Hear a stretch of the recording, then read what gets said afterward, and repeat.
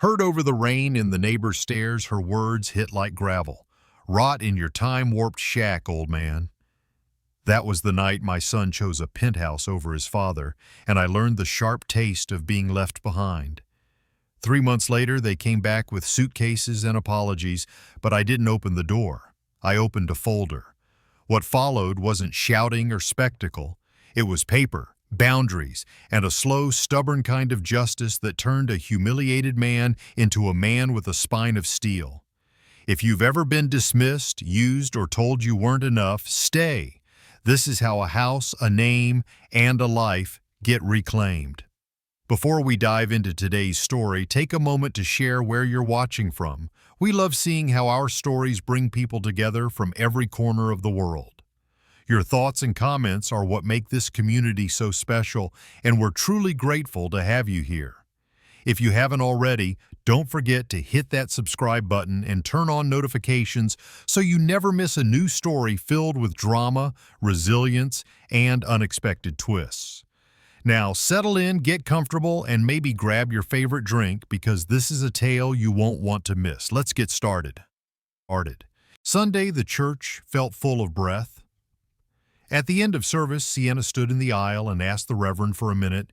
He gave her the space and the microphone like he was passing a fragile instrument. She said she had boosted the post and that she had done it under Genevieve's direction. She explained pressure without leaning on it. She named harm without dramatics. She asked the congregation for a chance to make amends. Then she walked to the table by the door and wrote her name on the home repair volunteer roster with a pen that clicked loud in the hush. The sound felt like a nail seating. I am 66 years old, and the house I live in is narrower than most men's patience.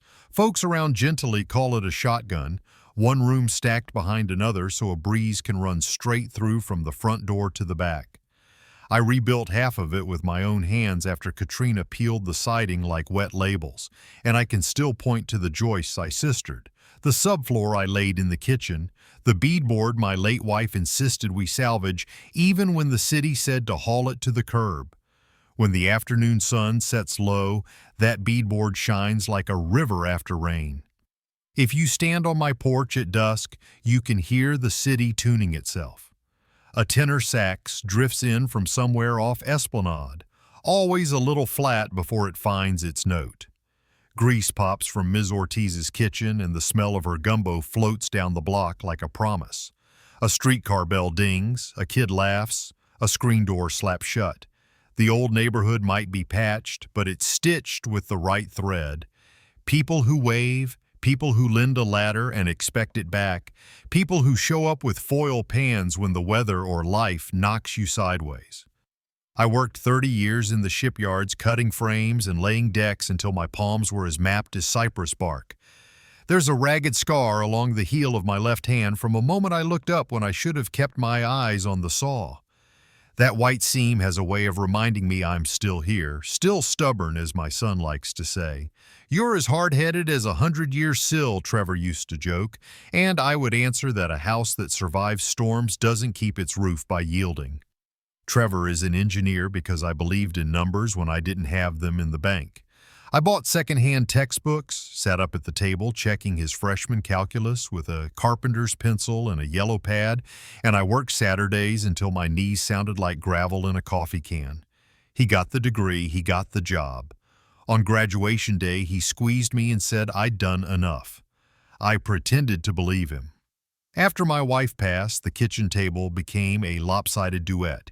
Me in my chair, her chair sitting quiet, collecting the slant of light that fell through the blinds at 3 in the afternoon. That empty chair had its own gravity. I put the day's mail there, a church program, sometimes the cap from a jar I was too tired to tighten. Some nights I found myself setting out a second fork and spoon, then putting them back in the drawer before the tea kettle sang. Sienna entered our lives with a wardrobe that sparkled and eyes that measured. The first time she came through my door, she glanced up at the ceiling as if she expected the paint to flake into her hair. Charming, she said, but her mouth turned it into a different word. If she had known the hours I'd spent scraping and priming and cutting in with a careful wrist, she didn't let on. She hugged me with one arm, careful not to wrinkle a sleeve.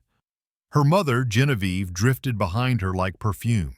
Expensive, persistent. The woman had a way of making every room feel like a hallway to somewhere she'd rather be. She spoke in a language of fundraisers and boards and cocktails on Magazine Street, and she carried a phone as if it were part of her bloodstream. She smiled when she saw the pictures on my wall. Trevor at 9 with a gap in his grin, my wife in a dress she sewed herself, and she called them sweet, the way folks label a dog old and faithful when they mean it's no longer worth the chase. My neighbors aren't the kind of people who appear in glossy spreads, but they rise to the moment. Mr. LeBlanc tends roses the color of ripe watermelon and pretends not to see me watching his pruning technique. The boys on the corner sell snowballs under a tarp that's older than they are. When the rain comes in sideways sheets, Ms. Ortiz texts to ask whether my gutters are clear. I tell her yes. Half the time I lie, then climb a ladder to make the answer true. I keep my life's proof in a biscuit tin that slides under a loose floorboard in the front room, the deed with my name spelled clean, the insurance papers, the tax receipts. I pull it out every few months the way a man checks his pulse. The paper is brittle at the folds, and the ink has browned just enough to look like it belongs to an earlier century, but it holds. My thumb knows each crease like a rosary. Some men sleep easier when they convince themselves the future will repeat the past. I built my quiet on the notion that my son would hold this house sacred because I did. I taught him that wood talks if you listen, the way it swells, the way it sighs, that a good home earns your respect by surviving your mistakes. He left for college with that lesson in his pocket, and I believed he'd keep it there. Belief is a kind of shelter too, though you don't know where the leaks are until it rains. If you walk through my rooms, you'll see a ledger of repairs that reads like a diary in wood. A replaced sill after the termites got drunk, a patched section of roof where a limb punched through, the new wiring I paid for slow, circuit by circuit. There's dignity in a place that outlasts the odds. There's dignity in a man who won't sell what he can still mend. I had always thought Trevor would understand that, the way a tide understands the moon. In the evenings, I sit on the steps with a glass of water and listen to the city's low hum settle. The lamplight paints a narrow gold on the street. Somewhere a trumpet tests a scale, wrong twice before it's right. I think about my wife, and the sugar spoon she favored, and the way she'd push my shoulder when I brooded, telling me to fix something small when the big thing could not be fixed. Usually I sand a handrail that doesn't need it. Usually I feel better. The night everything began to shift. There was nothing dramatic in the air. No storm warning, no siren, no omen. Just a car door thunked down the block and the sound of laughter traveling a little too high for comfort. If I'd known that bright, weightless laughter was the sound of a new gravity, I might have gone inside and shut the door. Instead, I waited on the step, the boards warm under me, the house breathing slow and steady behind. I didn't know then that something glossy had found my address and that it would knock with a manicured knuckle, certain I would open. Sunday supper has a way of making even a lean kitchen feel generous. I let the red beans sit low and patient, rice steaming under a folded towel, cornbread sweating butter on a plate. The ceiling fan ticked like a slow metronome above the table I had sanded to a satiny hush. Old habit made my hand set a third place before the kettle hissed me back to myself. I slid the extra plate into the cabinet and lined the two left like level joists. When their knock came, it wasn't a knock so much as an announcement. Heels on wood, fabric that whispers, a laugh held just above courtesy. Trevor wore a jacket that looked borrowed from a life he had not yet paid for. Sienna's eyes paused at the hairline crack that runs along the plaster near the hall, as if the wall had confessed something indecent. Genevieve followed with perfume that arrived half a second before she did, heels tapping out punctuation on my floor. I've learned a man doesn't defend his home with noise. I pulled out chairs, spooned beans, made talk about the weather that drifted in from Lake Pontchartrain and the brass band down on Esplanade that had found some new tune to pester the air. Genevieve smiled with all her teeth and called my cooking authentic, which is a word people use when they mean from another era. Her bracelets clicked like tiny gears. She guided conversation from neighborhood talk to opportunity, and it took her only 2 sentences to arrive at the penthouse on Magazine Street. She painted it with phrases that sparkled. Short commute to real circles, rooms enough for ambition, events where the right introductions happen as naturally as champagne pours. She praised Trevor's potential in a tone that made the zip code sound like a mispronounced word. She called the house quaint. Sienna's posture lengthened. Trevor's eyes fell to his napkin, turning it once, then twice, as if waiting for permission to be relieved of something. I ate slow and listened to the fan. The empty chair opposite me felt occupied by my wife's steadiness, measuring whether I'd spill the stew when the fire flared. Blessings cannot be borrowed, and I would not give mine away out of panic. I didn't beg them to stay. I didn't bless their leaving. I let the choice sit where it belonged, in the hands that wanted it. The meal ended with polite sounds that had the texture of tissue paper. The front door closed softly behind the perfume and shoes and a son whose hug landed like a receipt someone had signed but didn't read. A week has many kinds of silence. In that one I learned the silence of boxes. Tape ripped upstairs in a tempo that didn't match the fan. Zippers rasped. Labels bloomed in Sienna's tidy hand. Shoes, stemware, office. The leased SUV idled at the curb like a promise a salesman had practiced.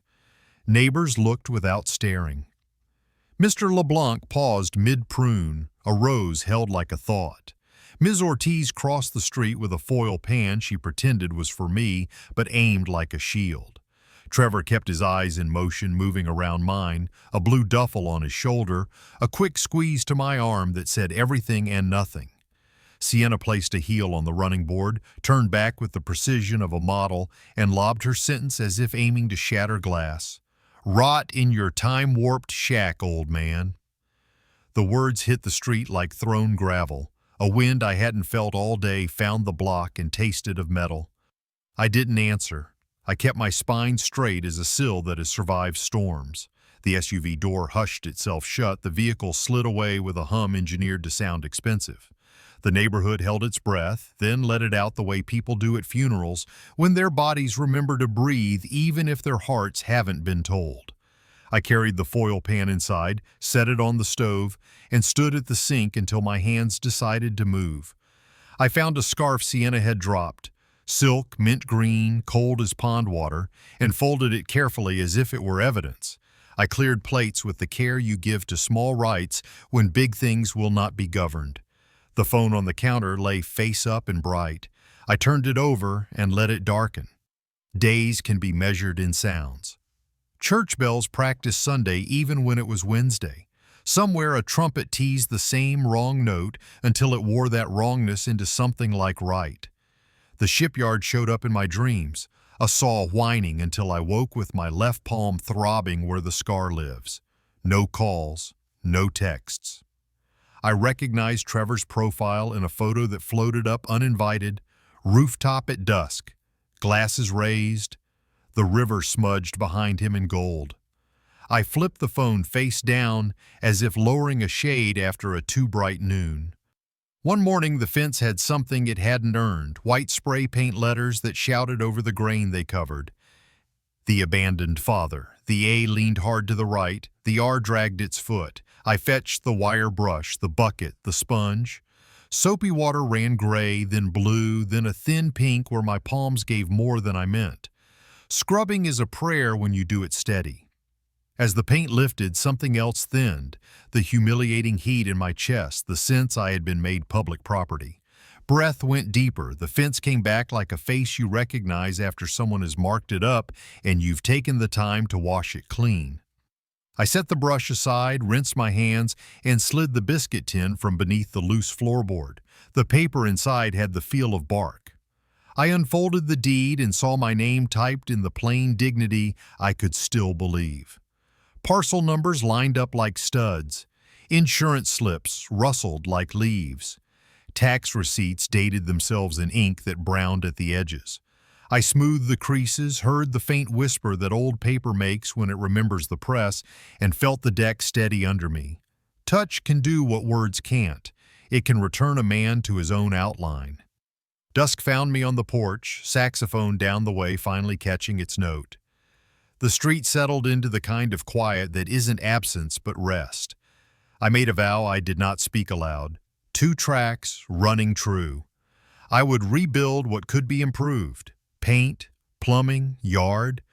Because labor is a medicine I trust. And I would guard what must not be taken. Title, boundaries, dignity. Because some beams are not to be moved. I wrote tomorrow's first task on an index card and tucked it under the salt cellar. The fan kept time above me, the house breathing slow and even, as if it approved. At dawn, the air over gently felt rinsed and watchful, the kind that makes a man believe he can get ahead of the day if he steps softly. I copied the index card from last night into my pocket notebook. Primer, caulk, porch rail, then slid the biscuit tin back beneath the loose board and pressed the floor down until it kissed home. On the way out, I palmed the newel post the way you steady a friend, felt the grain rise under my skin, and told the house without words I'd be right back. The hardware store hummed like a hive. Fluorescent buzz stitched the aisles end to end, while bins of screws gleamed like small currency waiting on a counter. I stood under a skylight with 2 paint chips held to the morning, oyster shell and ecru, watching how the Gulf light warmed one and washed the other pale. Painter's tape snapped true when I tugged it. A caulk tube pushed a slow bead beneath my thumb, smooth enough to lay clean without slumping. The cart began to list with brushes, 120 grit sheets, deck screws, a respirator, mineral spirits, the modest armor of a day's work. That's when the kid in the red vest arrived with sawdust clinging to his cuffs, the telltale of someone who uses his hands for more than pointing. Without making me feel explained to, he asked about substrate and sheen, about tannin bleed and the pitch of my porch roof. He spoke the language of hands, load the heel of the brush, cut the line slow, respect the edge, and I answered in the dialect of shipyards and shotgun houses. Trust is a thing built like framing, quiet, squared and fastened where you don't see it. We landed on oyster shell for the deck, pale ivory for the trim. He thumped each can lid twice with the butt of a screwdriver, a ritual that sounded like luck if luck were earned. Oyster shell holds light better in this humidity, he said. Make it 2 gallons, I told him, and he grinned like a man who appreciates a commitment. By the time I turned onto my block, the sun had begun its slow boil. I laid drop cloths like maps over the porch, pulled storm-silvered nails, seated new screws flush and true. The scraper sang a thin metal song as flake gave way to sound wood. Dust lifted and floated in the angled light. I vacuumed it out of the corners and brushed the first long strokes of primer, even and slow, letting the bristles do their thinking. Sweat traveled a straight road down my spine. The respirator tugged at the back of my neck and fogged my glasses until I lifted them to see the cut line. Work has its own prayer. You breathe to its tempo or you don't last. Around mid-morning, the phone started a bright dance on the railing. Renee Carter's name lit the screen. She had been my wife's friend when both were young and stubborn. Now she wore the stubborn like a suit and used it for other people. We warmed each other with 2 sentences about health and weather, then she set her voice to the key of practical. Homestead current? Tidal alerts on? Write everything down. I paced the porch while she sketched the ugly map, how elder exploitation wears family faces first, how pressure shows up as urgency and shame, how paper wins the argument's feelings cannot. Meet in public when you must, she said. Don't co-sign, don't loan, don't add names to anything, and keep a log like a ship's captain. I hear you, I said, and meant it. After we hung up, I copied her bullets into the notebook, underlined no loans twice, trimmed an index card to fit inside the door frame, and taped those 4 small rules where only I would see them on the way out. Back to work. Primer laid down a faint shell sheen over the scrubbed boards, softening their years without pretending they were new. Ms. Ortiz's radio drifted over with a waltz that wanted to be a march. I timed water breaks to the fan's slow sweep and the way my palms began to buzz when I gripped the brush too long. The old rail, cupped from sun and rain, drank primer like water and thanked me by looking steadier. The phone pulsed again, one line of text that arrived without greeting and weighed more than it admitted. Need $6,000. Urgent. Will pay back next week. Trevor's name sat above it like a stamp you don't trust is genuine. The old father in me rose, all instinct and reach. The new sentinel I had been building since the night of the SUV answered first. I looked at the respirator's elastic biting my neck, at the index card's white corner peeking from the doorframe. At the clean edge I had just cut along the trim, I typed a single word: no. The phone face went dark against the rail. I reloaded the brush and brought the bristles back to the line, hand steady in a way it had not been for months.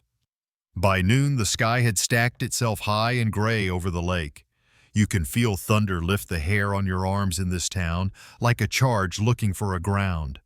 I moved the ladder to beat the first drops, finished the last panel with a satisfaction so modest it felt like decency, capped the cans and drew a comb through the bristles until they came to a tidy knife edge. Hung to dry, they looked like a row of small flags before a parade. Rain arrived clean and sure, coins splashing onto the porch before rolling into lines. I stood beneath the eave and let the air change around me. Primer winked where it caught stray light, even in the dim. I took the notebook from my pocket and logged the day: oyster shell, 2 coats on rail, 120 grit on the west post, 2 hours scraping, 1 brush retired by honorable discharge. Under that I wrote the time of Trevor's text and my answer, short as a nail and just as final. The index card behind the door trembled in a draft and settled. I felt the house breathe with me, slow and even, as if it had approved the 2 things I had done, improved what stands, refused what erodes. By late afternoon, the primer had dried to a thin shell, and I was rubbing the last smear from my knuckles with a shop rag when the phone buzzed across the rail. I put it on speaker to save my hands from streaking the screen. Renee's voice came measured and spare, the way a good level reads true. She'd checked quietly, she said. The Magazine Street penthouse was a short-term lease skating late, the kind of arrangement that looks glossy until the invoice lands. The foundation Genevieve bragged about ran operating deficits month after month. Event invoices outpaced donations as reliably as tide follows moon. I didn't feel triumph. Information was a brace, not a weapon. Paper is timber in court, she reminded me. Stack yours straight. I thanked her and slid the rag into my back pocket like a flag of truce with the day. Work steadies a man's breathing. Darius showed up with a tool roll and a grin that said he'd learned something worth using. We crawled under the bath and found the supply line beating like a forehead. Swapped corroded shutoff valves that squealed in protest. Sistered a tired joist until the floor quit its small complaint. The back door had grown stubborn with years of rain. We planed the edge, reset hinges, tuned the latch until it closed with a new dignity. Not a slam. I paid him in cash at the end of each job. No, I'll catch you next week. No handshake IOUs. The fairness of it put weight back in my stance. What I mended in wood mended something in me. After a hard rain, a shape hunched under the porch steps like a scrap of forgotten coat. When I crouched, a beagle's eyes lifted to mine. Brown coins set in worry, ribs like piano keys. He didn't flinch when I held out cornbread. He accepted it, chewed with care, and let me read the tag whose digits had rubbed to ghosts. I toweled him dry with an old shop towel and felt the heat come back into his narrow body. Buck, I said, because that was the sound the new name made in my mouth, and he tested it with a small thump of tail.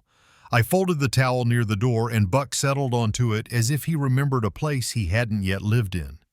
A house can carry rules quiet as wiring. I wrote mine on a 4-line card, no loans, no cosign, no added names, no unannounced entry, and taped it behind the front door where only my shoulder would brush it on the way out. In my pocket notebook, I copied a longer script. Meet in public, third party present, all contact logged. I rehearsed the sentences under my breath the way a man practices a hymn he used to know, letting the rhythm make a groove his voice can follow. Logging became habit. Beneath the day's repair list, I added a communication section: date, time, who, what was asked, what was said. I snapped photos of each repair, caught the timestamp, and stapled receipts into a manila folder stamped House Proof. It felt fussy at first, then necessary, like tightening a lag bolt you once thought ornamental. The biscuit tin began to fill not just with history, but with a map forward. Reverend Cole stopped by as evening softened the edges of the block. He stood on the porch with his hat in his hands and read the premiered boards with the interest of a man who knows what effort smells like. Forgiveness is a discipline, he said, not a doormat. He let the words hang long enough to turn from advice into permission. Buck nosed his palm, received a scratch and a low chuckle, and curled back onto his towel as if to seal the benediction. That night my phone surfaced a tagged photo without being asked. Genevieve lit by candles and camera flashes, Sienna in sequins that turned her torso to a scaled thing, Trevor behind them with a borrowed smile. The river lay blurred like champagne in the background. I set the phone face down and took Buck for a slow circuit of the yard. The grass at the edges held rain, the fence smelled faintly of soap from the morning I scrubbed away the insult. Buck walked as if he belonged, nose to ground, tail telling a quiet truth. Here is a line, here is another. Gulf air thickened toward weather. You can hear thunder stack over the lake before the first drop taps the nearest leaf. I checked windows, brought the brushes in, set a towel by the threshold for Buck's paws. The porch light made halos out of rain the instant it arrived. Headlights drew a wash of pale over the front, and tires hissed as if shushing the street to listen. They were silhouettes first. Trevor and Sienna on the steps, soaked hair pasted to fancier intentions, valises scuffed and heavy at their feet. Behind them idled a rideshare, wipers ticking impatient time. The driver climbed out, Tony, hat brim dripping, counted what they had, and looked at me. 8 short, he said. Apps down in this storm. His eyes slid toward me the way eyes do when they expect the old pattern to reassert itself and save the moment. I kept the door mostly closed and my shoulder braced against it. Buck sat at my heel, silent but present. The house behind me felt like a spine I could borrow. I did not reach for my wallet. I did not open the door. This roof won't shelter that behavior, I said, voice level enough to lay like a plank. Tony took what they scraped together, warned them to settle the rest, and backed away into the rain that swallowed the soft red of his taillights. Sienna's mascara had fled south. Trevor's jaw chewed a pride it could not swallow. Their pleas hit the door like moths, persistent and fragile. I offered nothing else. I closed the door slowly to keep the latch from shouting and leaned my back to the wood until my breath matched the house. The card behind the door grazed my shoulder blade like the touch of someone who means to steady, not to sway. Buck laid his head on my shoe, the weight modest and anchoring. Night puts its ear to a roof and listens. I set the kettle, watched rain stitch itself to the tin, and wrote the scene into the log. Time, weather, who said what was not given. Shame ebbed like floodwater finding storm drains. Quiet remained. I slept in the chair with Buck at my boot and the porch light off, the room breathing with me as if the house had decided we were synchronized. Dawn pulled a gray ribbon across the window. When I reached for my phone, the screen bloomed with notifications from the neighborhood app and a local Facebook group. Subject lines curled with accusation and heat. I did not click. I texted Renee 2 words, call when free. Set the phone face down beside my notebook and took up the scraper. The day would require steadier hands than yesterday. I had them. Buck stretched, sneezed, and followed me out to the porch like an oath kept.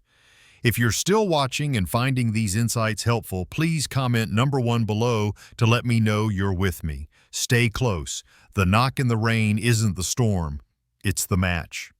The first push alert arrived before the coffee had finished its slow percolator sigh. Another followed, then a third, each little vibration stacking in my chest like nails I hadn't ordered. I set the mug down and opened the neighborhood app long enough to know what I was seeing. A post with my house in it, my closed door cropped so tight it looked like a symbol instead of wood, a caption accusing me of throwing my children into a storm. In the local Facebook group, the same photo wore a slightly different sentence, the phrasing neat and rehearsed. Comments bred more comments. A few neighbors tried to tell the truth. More strangers tutted their way down a moral ladder they hadn't built. I took screenshots, URLs, timestamps, usernames, the comments that repeated like a photocopier bitten by a tick. I printed what I could and slid the pages into the house proof folder, the ink still warm enough to curl at the corners. Renee called before I could decide whether the coffee tasted burnt. She didn't bother with outrage, she spoke like a weather report. Conditions, movement, advisories. Do not engage, she said. Forward every capture. I'm filing takedowns for defamation and impersonation. Also check your title monitoring. Smears often walk in ahead of paperwork. Her voice steadied the air around me. I sent the files, then opened the county alert and saw the ping, a notice of interest lodged against my parcel at 2:11 a.m., submitted online. The submission ID sat there like a car parked across my driveway with its lights off. The adrenaline that followed wasn't fire. It was ice. I walked the length of the shotgun house and back, letting my fingers skim door frames the way a doctor might count ribs. Paper first, then people. I pulled the go bag from the closet and set it on the table. Inside, I stacked what mattered: a copy of the deed, my ID, the most recent tax receipt, printed screenshots, the communications log, photos of repairs with their timestamps. The biscuit tin stayed where it belonged, under the floor, quiet as a virtue. Notarized copies would do the talking. Buck watched from the mat, head cocked, reading the room the way dogs do when the weather is changing and they can't see the clouds. And Darius knocked just as I tucked the last page into a manila sleeve. He'd come to return a pry bar he'd borrowed and to see if I needed a second ladder set. One thing, I said, and handed him a clipboard. I asked for a witness note, just the date and time of last night's visit, what he saw at the door, the absence of shouting or threats. He wrote clean, signed his name, and added his number in a block hand that made a promise. When a man with sawdust on his cuffs signs his name to truth, it carries the weight of lumber. Renee texted an address off Poydras with 2 words, public lobby. I wiped my palms on a shop rag and drove slow enough to keep my breath from outrunning the truck. The lobby belonged to one of those hotels that tries to smell like a cedar closet at Christmas. Bright lamps, deep chairs, a bar doing late morning business with laptops. It's where people dress their work in leisure. Genevieve materialized from that world with curated calm, perfume first, then posture, then a smile that set its own temperature. Renee stood at my left with a legal pad and a stillness I've only seen in people who know they're carrying a sharper knife than the other party brought. Genevieve opened with concern varnished to a shine. She called the notice of interest protective, said it acknowledged obligations certain children had to certain elders, and suggested that a simple signature of understanding would prevent future confusion. Alignment of interest, she said, as if she were positioning furniture. I said what I had practiced saying. My title is not a negotiation. Renee laid 3 printed pages on the table without flourish, a mapping of SOC accounts that shared recovery information with an email belonging to Genevieve's assistant, a list of identical phrases across multiple profiles posted within the same 2-minute window, a screenshot of the notice submission timestamp next to the smear's first appearance. The frost on Genevieve's smile deepened. The room's air shifted. Pushed a measure past her patience, she let the mask slip. She called me provincial and warned that narrative matters more than facts, that she could keep me busy swatting shadows while real people advanced. Renee ended the meeting by noting that future filings would trigger motions for sanctions and a restraining order. She spoke the word sanctions like a clean cut through hard wood. We left the hotel with our papers in the bag and the room still smelling of someone else's cologne. On the sidewalk, my phone rang with a number I didn't recognize. Trevor's voice came through raw and tired. He said Genevieve had taken their cards and phones, was holding mail, threatening to leverage my house if they didn't make amends. He asked what to do. The part of me that used to move first and think after reached for the wheel. I let the new part, the one built from primer and rules posted behind doors, steer. I told him to document, to cooperate with Renee, and to stay away from Genevieve's orbit. Let the paper do the fighting, I said. It sounded like a line I'd learned but now believed. Back home, I set the go bag by the door like a packed lunch for a day at court. I updated the communications log with times, names, and the hotel's address. I photographed the title alert on my computer screen beside that morning's paper to fix the context, then wrote a single sentence on an index card and slid it into the frame by the door. I will not sign away what I built. The act felt small and ceremonial, like placing a newel cap at the top of a post, but a staircase needs its finish to feel finished. Renee worked fast. By evening, she had filed an emergency motion to invalidate the notice of interest, a request for a temporary restraining order against interference and online harassment, and a preservation letter to platforms and the foundation demanding that every post and message be retained. The neighborhood's temperature ticked a degree toward warm. Ms. Ortiz texted a line that said more than its letters, "We know who you are," and I imagined her hands busy with a casserole I was not yet ready to accept. Mr. LeBlanc left a rose cutting on the rail the color of a remembered summer. In the feed, a doorcam clip surfaced that contradicted the smear's fever. A trickle of defenses began to braid into a stream. Rain threaded the street by supper time, not dramatic, just enough to make the pavement think about shining. I stood at the threshold with Buck and watched the primered rail take the light like steel that had decided on a purpose. The phone lay face down and would stay that way. I had chosen my line. No public brawl, only paper and patience. The house breathed with me, boards settling into their cures as thunder rolled light and far. Tomorrow would be court, or the first step toward it. I had my bag. I had my rule. I had a roof that had learned to outlast storms by refusing to rot from within. Civil District Court smells like floor wax and old paper, a blend that makes time feel laminated. The metal detector hummed its board note as I stepped through with my go bag hugged close, copies of the deed and tax receipts stacked square inside. Renee walked beside me with the easy stride of someone who has worn down many hallways. On the benches, people held manila folders the way a person holds a flotation device, tight and high, as if rough water might rise in a room without faucets. I rehearsed my line in the back of my mind. 4 rules strung like beads. No loans, no cosign, no added names, no unannounced entry. Buck was home on his towel. I told myself that steadiness could be carried like paper. Calendar call came quick. The judge took the bench and set a narrow frame. An emergency hearing to decide 3 things and 3 things only: whether to strike the notice of interest, whether to issue a temporary restraining order, and whether to preserve electronic evidence before it evaporated into the kind of convenient forgetting the internet sells by the minute. The court reporter swore us without ceremony, and the room adjusted to attention. Renee stood and let the facts do the lifting. She held the title history up like a clean plank. 30 years, no clouds, my name alone. She pointed to the county alert stamped 2:11 a.m., the notice filed without basis, an instrument designed for one purpose: to fog the glass so a man doubts what he knows he owns.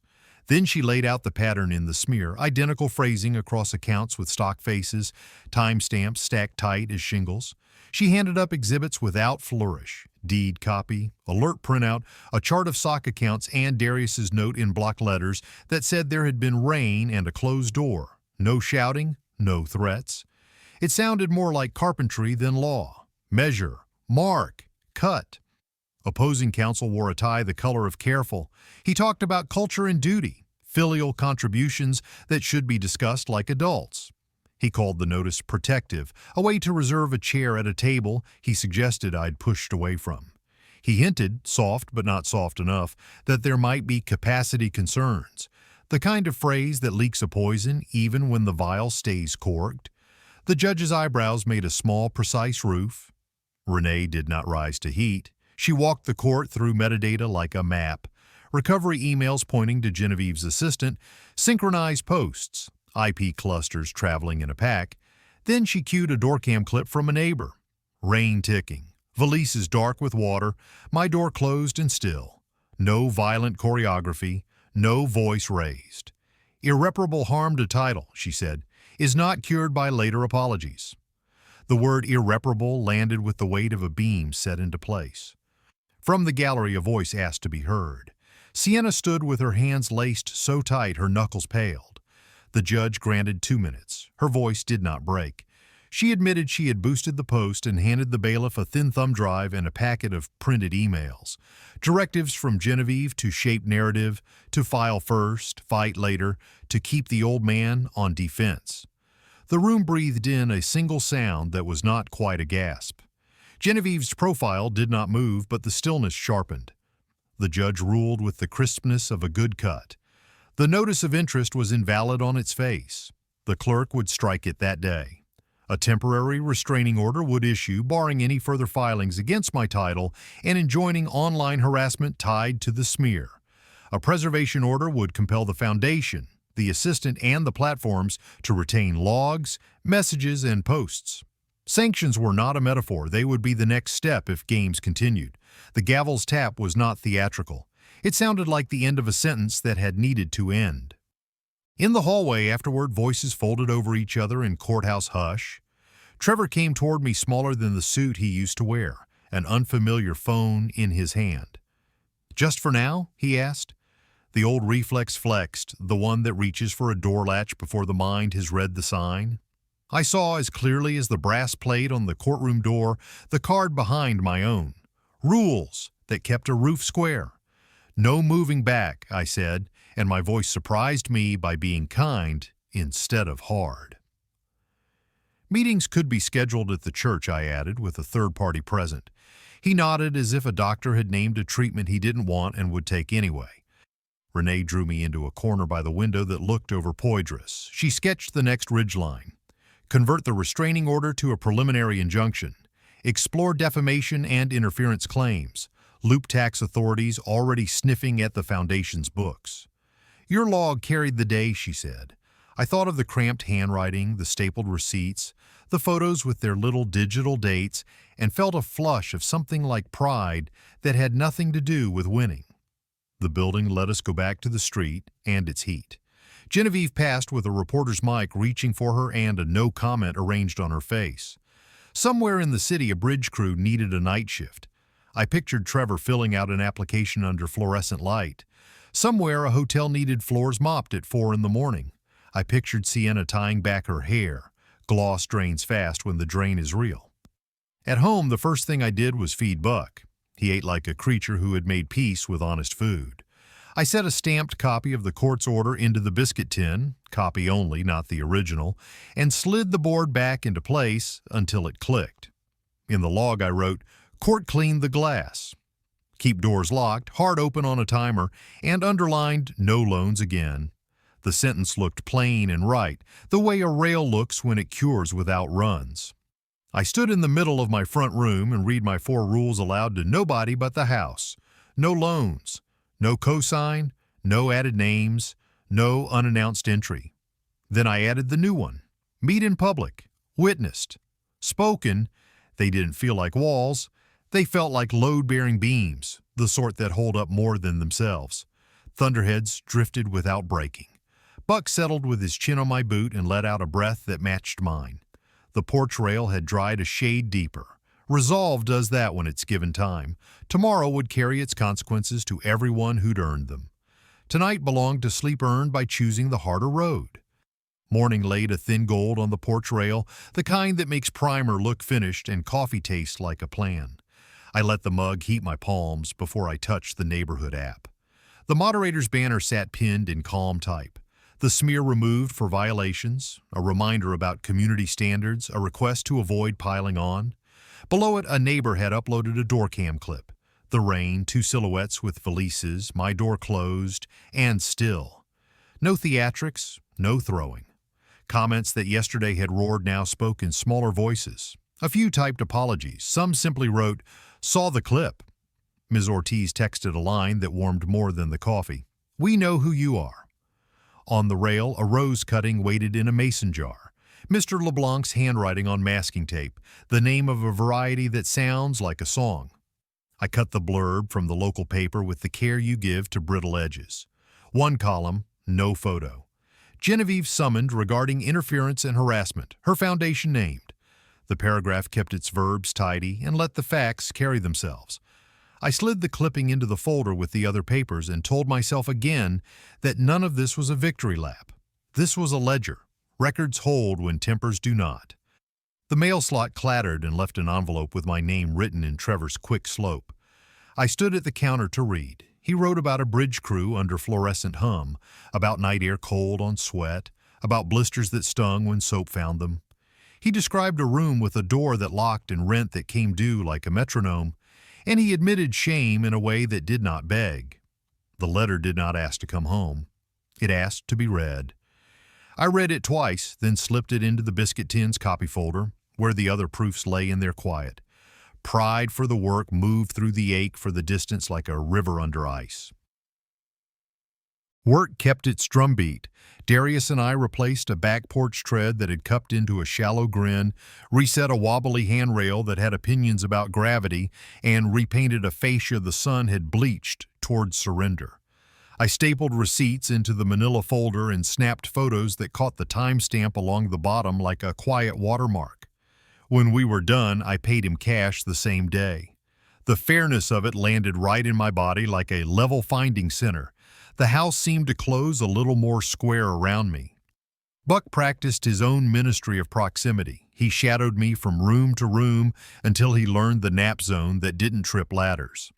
At dusk, I pulled the harmonica from the drawer where my wife used to keep it, and Buck folded himself at my boot to the unsteady tune. The weight of his head on my foot was the kind of anchor a man trusts without thinking. When I moved, he lifted, and when I stopped, he settled. We became a metronome that kept the house on time. On the porch one soft evening, Renee called with counsel for weather I haven't yet reached. She talked about a simple living trust to hold title when years press their hand harder, about updating beneficiaries, about medical and financial powers of attorney so predators meet paper before they meet me. I wrote her points on a fresh index card and labeled it in block letters. Next leg. The future can be made less toothy with a few signatures and a good notary. The Reverend visited a day later with a proposal folded into encouragement. He asked if I would lead a monthly clinic for older men who felt set aside, fixing porches, holding boundaries. The title made me smile despite myself. Imposter feeling rose, then sat down when I thought about what a straight handrail and a 4-line rule card had done for me. I said yes. Instruction might finish a repair inside me that hammers alone could not. That night I slept without the courthouse invading the dark. No metal detector hum threaded the dream, no gavel's echo, no paper cut of urgency. I woke and wrote 3 words on the top line of the log before the coffee bloomed. No storm tonight. The absence felt like a presence I could lean on. Morning ritual resumed its good habits. I sat on the steps with Buck snoring a modest snore and reviewed the log, the TRO copy, Trevor's letter. I decided on terms as if fitting hinges. Any next meeting must be scheduled, must be witnessed, and must carry no requests for housing or money. I wrote them on an index card and slipped it into my pocket where my palm could find it if my heart forgot. Then I headed to the yard with a tape and pencil to measure lumber for a small project I'd promised Ms. Ortiz. Sawdust would be its own sermon today, and I intended to hear it word for word. Morning put a quiet shine on the porch rail, and I copied 3 lines onto a fresh index card as if I were laying narrow boards edge to edge, scheduled, witnessed, no requests for housing or money. I read them once and slid the card behind the one with my older rules. I printed 2 extra copies of the court order and the TRO, tucked them into the go bag, and felt the weight settle the way a tool does when you choose the right one. Buck watched from the threshold, head tilted, reading my tempo better than I did. We met at noon in the fellowship room off Reverend Cole's sanctuary. Folding chairs made a neat square around a table that had seen more casseroles than arguments. A window fan purred in the corner, pushing coffee smell toward the hall. Present and accounted for, me with my notebook. Trevor and Sienna, both dressed like work, had already scuffed the shine off them. Renee, composed enough to look like she belonged in any room with paper. And Deacon Alma, witness and timekeeper, pen poised over a ledger that could have been used to track bake sale pies. The tone landed somewhere between formal and kind. I took the chair that put my back to the wall, an old habit I don't intend to break. Trevor set a document in the middle of the table like a peace offering. The paper's bond had a faint tooth, the notary stamp was crisp and round, The waiver relinquished any present or future claim to my house, spelled out in language so plain even grief could understand it. Sienna slid a second sheet beside it, a repayment plan printed from a library computer, lines for monthly envelopes, but no end date promised, only diligence.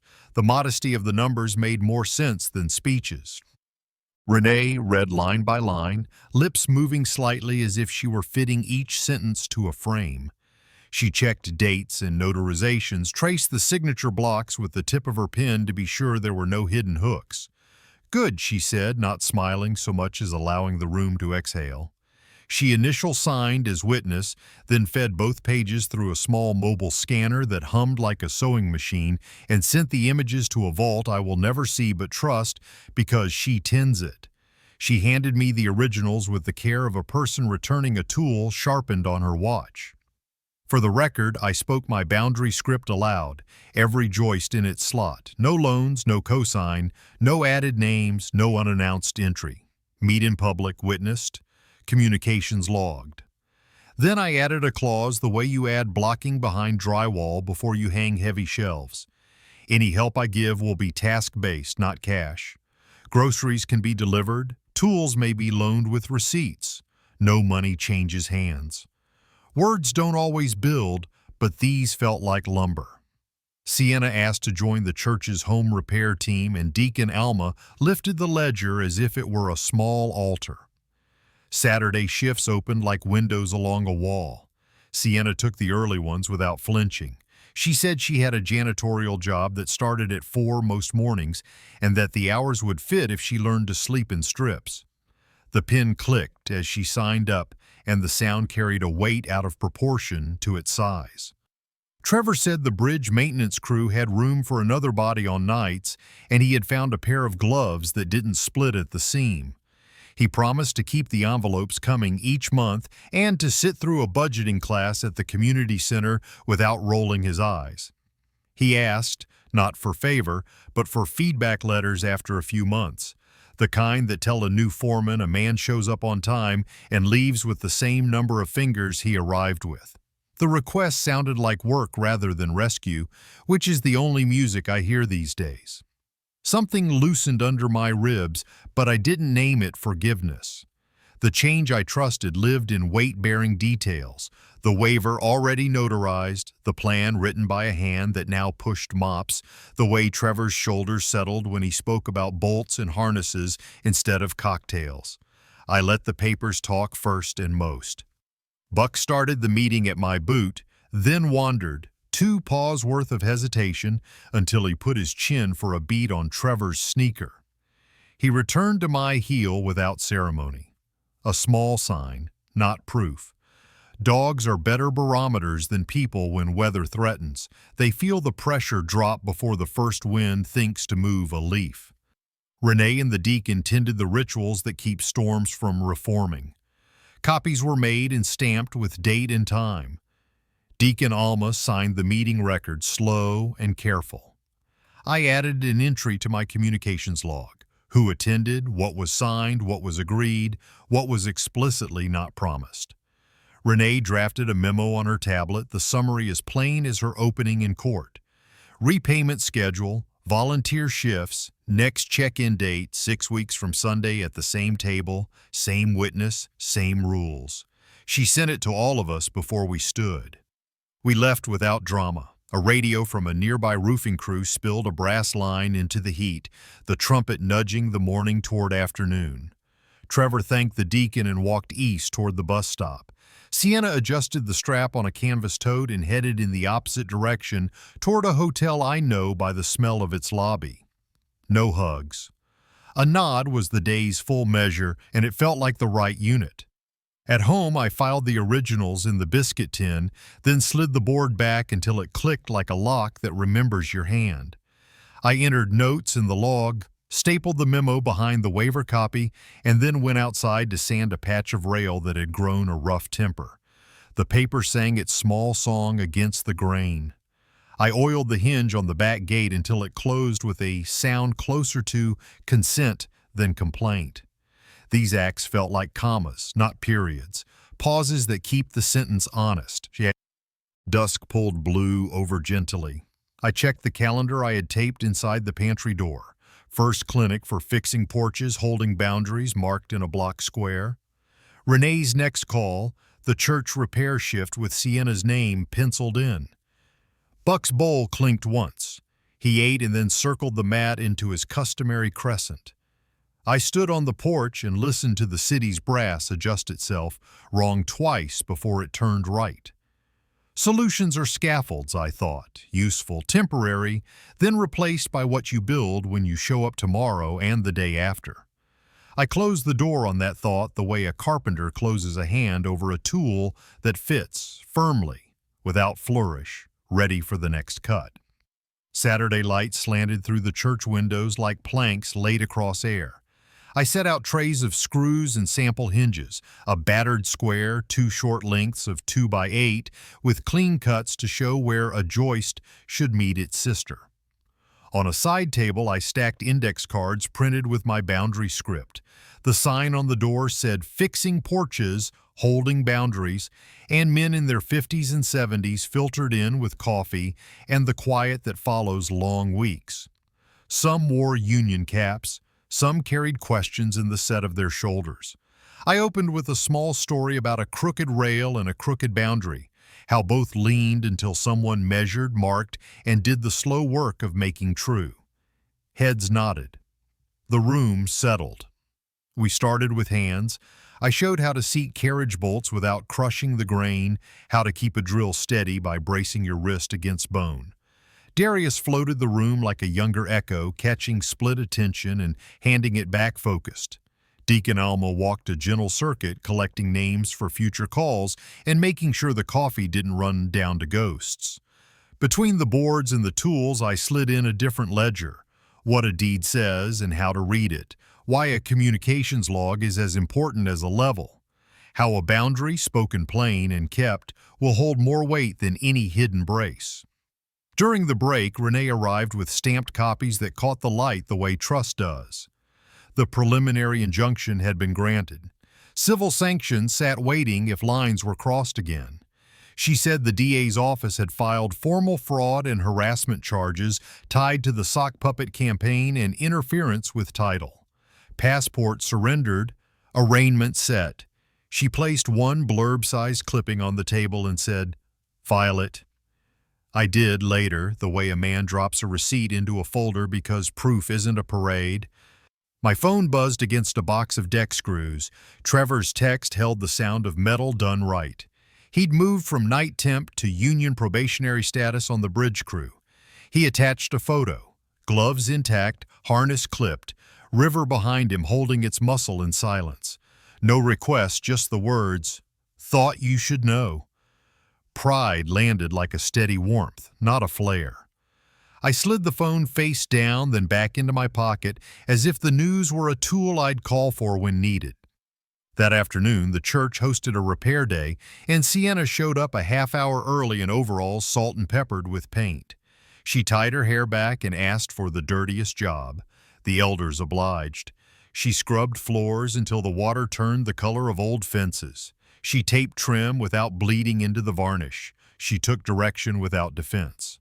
At lunch, she handed the treasurer cash with a receipt stapled clean. Money she said she shouldn't have accepted as a petty advance when Genevieve's foundation paid air with borrowed dollars. It was a small sum and a large act. The ledger in my chest recorded earned traction, not theater. Back home, Darius and I laid the final coat on the porch and eyed the hardware until alignment turned into the click you can feel in your teeth. The gate stopped arguing and began to agree. I snapped photos that put a little white timestamp along the bottom like a signature and stapled receipts until the manila folder was a slow fan. Buck tested the new tread with 3 careful steps and then returned to his spot by the rail as if he were placing a stamp on a permit. The house felt square and honest. Not new, sound. Sunday supper returned in a different shape. The fellowship hall held a long line of potluck, steam rising from foil pans. I brought red beans. Trevor set down cornbread he had baked himself and shrugged as if to warn against too much praise. Sienna carried a bowl of greens dressed without pretense. We sat with Deacon Alma, who asked about schedules and made sure people ate before their stories grew long. Conversation stayed civil and specific: shifts, bus routes, the clinic calendar, no talk of moving back. A nod replaced what used to be a hug. It felt like furniture that fits the room. On Monday, the mail slot offered another envelope with careful bills and a note.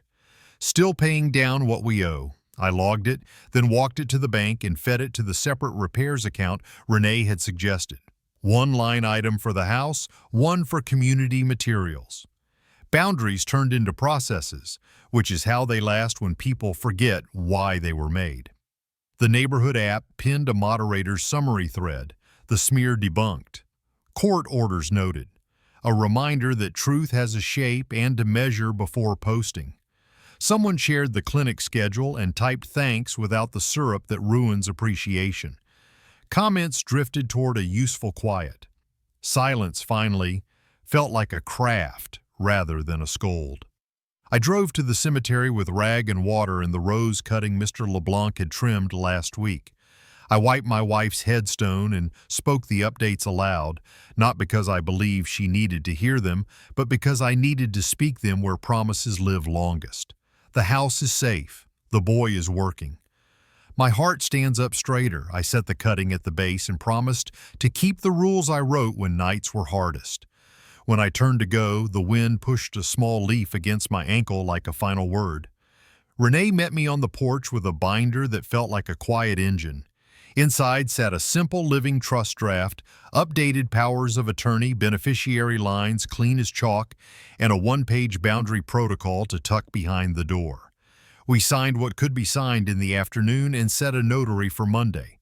Copies went into the biscuit tin's new tab. The old house seemed to approve by settling just enough to make the wall clock pause and then continue. At the corner station, I saw Tony, the rideshare driver with the rain-soaked hat, filling up. He lifted a hand. "That short fare got made whole," he said, and an apology ran under the words like a good baseline. I nodded, paid for windshield squeegee fluid at the counter, and told him the porch rail finally closed right. We ended with a plain handshake, the kind that means we're square without needing to say it. Evening put its weight on gently. Buck laid his head on my boot. The cured paint held the last light like it had been taught to do so. Clinic flyers clipped to the rail lifted and settled, waiting for hands. Inside, the biscuit tin was heavier with orders, letters, and receipts, not secrets. I wrote a single line in the log, "Outcome is habit, not event," and turned the page toward whatever final message the house and I could write together without lying to each other. Morning found me at the kitchen table with coffee cooling to the color of old varnish. I opened the communications log to the first page and turned through my own weather. The morning I scrubbed spray paint from the fence, the text that asked for money without a greeting, the court dates, the clinic roster written in block letters by men who'd learned how to show up. A pattern stepped out of the pages like framing you'd forgotten was behind the wall.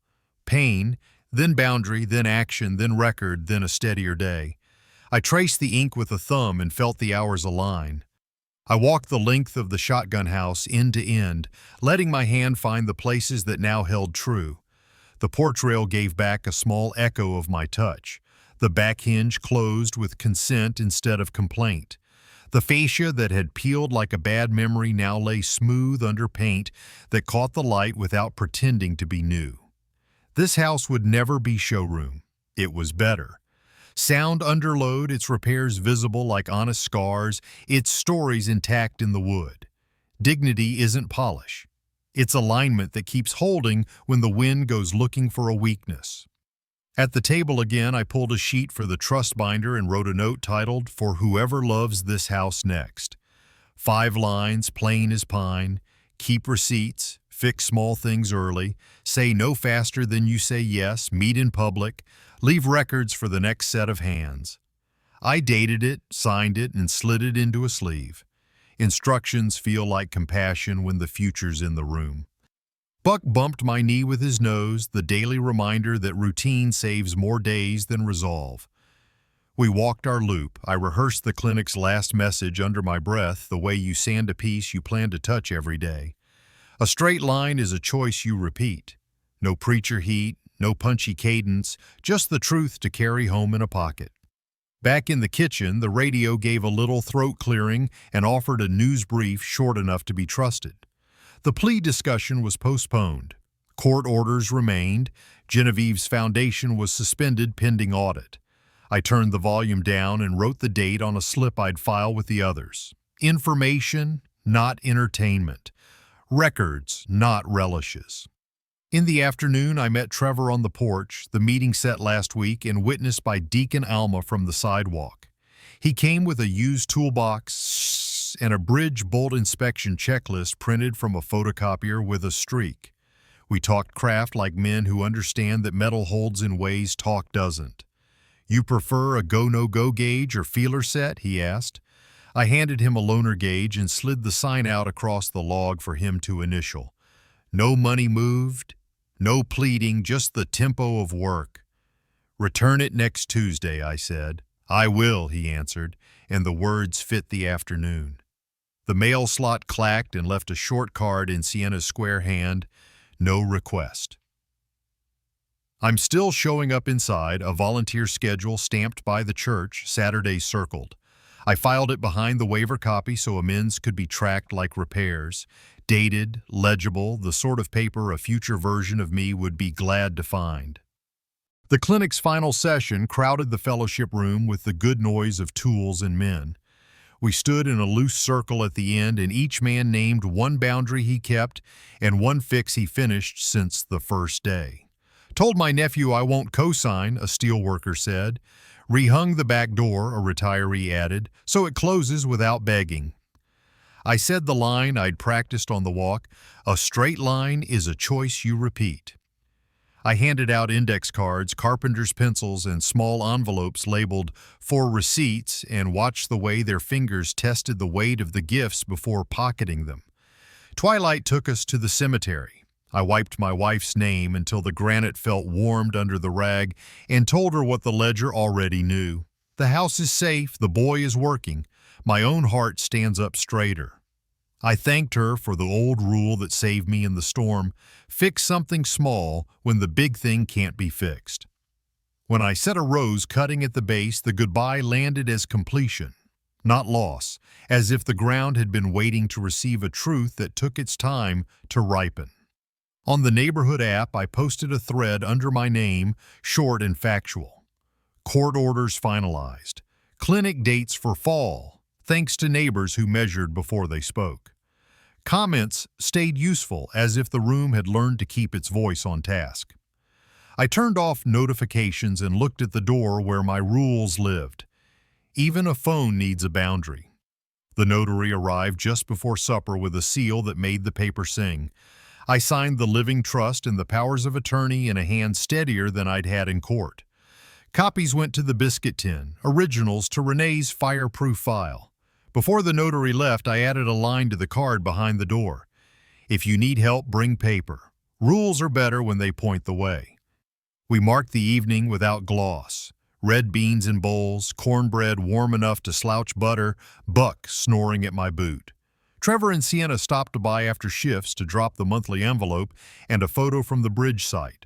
River in the background shouldering its own work. They stayed on the steps. They left early. A nod remained the measure, and it was enough. Alone, I opened the log and wrote the last line for this stretch of road.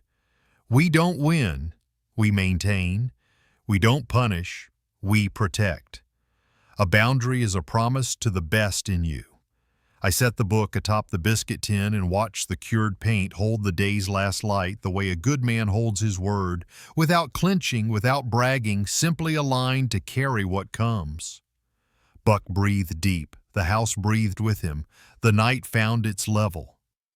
Here's a quiet truth the story leaves behind. Survival isn't a single victory. It's maintenance. Lives don't mend with grand speeches, but with small, repeatable choices. Fix what you can reach, say no when you must, keep records, honor boundaries, and let time prove what talk can't. Dignity isn't polish.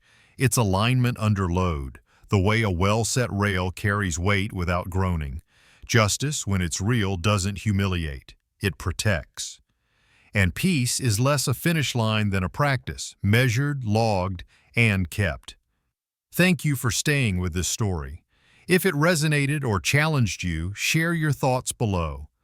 What boundary said out loud changed your life? Your comments help others find courage. If you'd like more true-to-life tales of resilience, please subscribe and turn on notifications so you never miss what comes next. And if a line stuck with you, drop the timestamp. Your note might be the reminder someone else needs today. We read every message and learn from this community, one honest note at a time.